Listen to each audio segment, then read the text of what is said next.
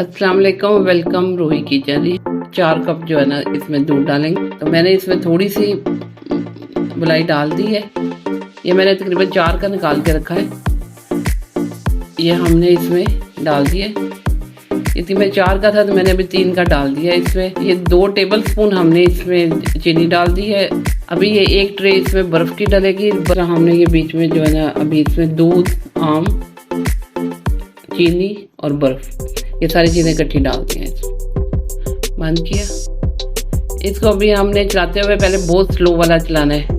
ये हम तकरीबन 1-1.5 मिनट इसको इसका चला के फिर आस्ता आस्ता हम इसको इसका तेज़ करेंगे। हम अभी मैंने 4 पर रखी हुई है। ये भी आस्ता आस्ता मैं 5 कर दूँगी।